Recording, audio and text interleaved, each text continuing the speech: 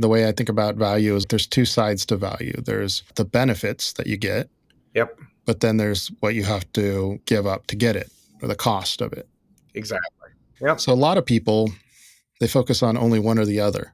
And I think that's a mistake. They're either, not to pick on finance like I always do, but there's the finance folks, right? The CFOs that believe that it's their mission in life to spend as little money as possible.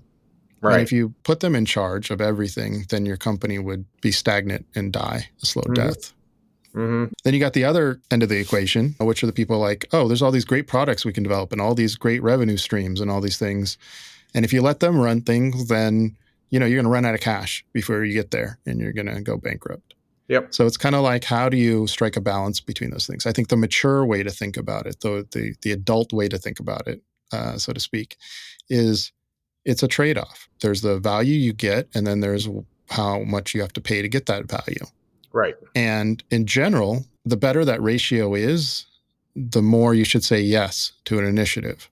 Correct. So it's kind of like gambling and poker. I spent a couple of years of my life focused exclusively on poker. So, but I think it's a great metaphor for life itself and all kind of cost-benefit analysis decisions. Right. If you're playing a hand of poker, you're going to risk some amount of your money in order to play that hand. And so you have to believe, not that you're necessarily going to win that hand, right, but the probability of winning that hand and how much you will win will be worth the investment that you put in. Exactly. And it's funny because I just talked about the two extremes in corporate decision making, but those personality types exist in poker too. So like the person, and they're very easy to beat. So that CFO that I was describing, the one that says no to everything, you just bluff them all the time and you take all their money because they always look at the cost and they never look at the, like, what am I risking? Yeah. And they never look at the risk of folding, because that's a risk also. Right. So they're just folding all the time. So you can just take their money. They're generally like older players, very conservative players, and you just bluff them all the time. And then, they just can't call because it's just like, how could I call with this hand? And then on the other end of the spectrum, you have the maniacs, and they're oftentimes drunk players, or they're just like, there to have a good time. And they're throwing money around and they're just in every hand and they're raising with nothing and they're just the maniacs. Right. And they're very easy to beat too, because you just only play really good hands against them, right, and you fold the rest. And so you're never in a hand, the pots are always huge against them. And when you play against them, you more often than not have the best hand. So that's how you make your money against them. Mm-hmm. The good players know how to strike a balance between the two. Yeah. I think that's true in everything in life, right? Not just in poker. Yeah. It is the balance between, as you said, being too conservative and saying, no, we can't do anything, to the, saying yes for everything, and, running either so fractured out that you can't accomplish a single thing. It's, I know we've talked about it before, but, Steve Jobs, the business, every time you say yes to something, you're saying no to something else. So he was a great master at that balance, and that focus on taking that risk reward, potential on it. There's a time and a place to over-index each way, right?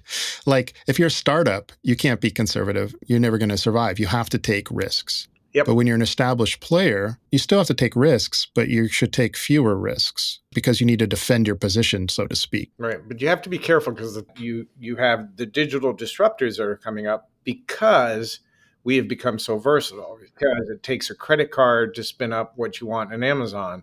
You can try things quickly. And those are the startups that are saying, I have an idea. I really, I'm passionate and I believe in it. So I'm going to, go out there and start it up. And then you have the established companies out there who, if they are not assuming, and this is where that risk calculation comes in, but if they're not assuming a certain amount of the attitude of the digital disruptor, they will be overcome by the digital disruptor. Uber is a great example. Right. In today's environment, it's easy to push out to everybody can see it. These social medias that are out there enable your market to be huge. So true. So true. This mantra in the last 10 years, fail fast and be okay with failure.